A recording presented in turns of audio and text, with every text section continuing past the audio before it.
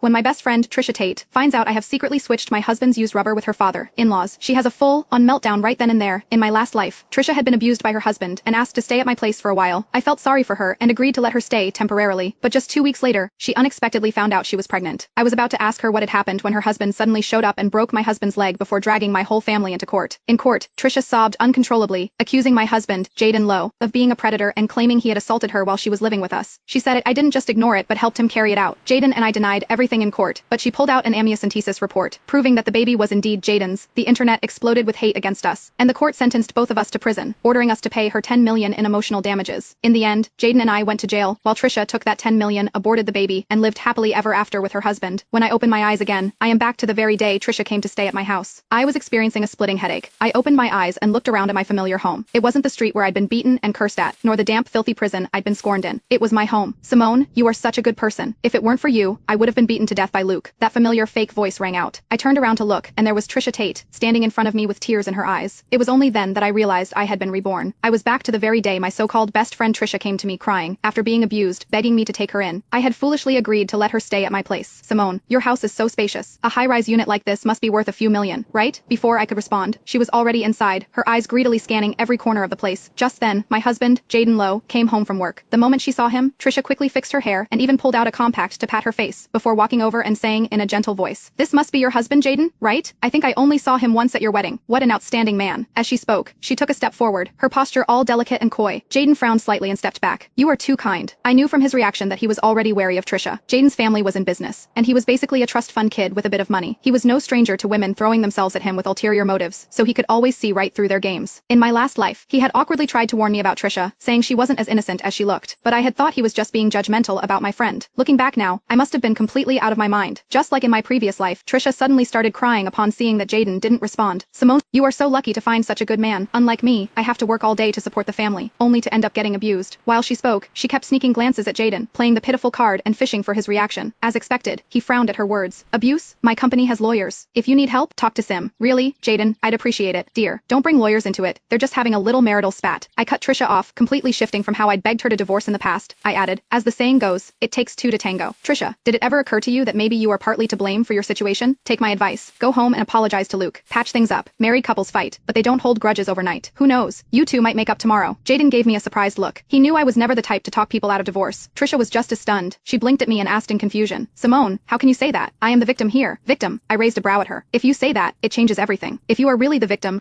then Luke will be guilty of assault, and that is a criminal offense. Are you really ready to send him to jail?" She froze, speechless. I sneered to myself, of course. She wasn't. If Luke ended up in jail, who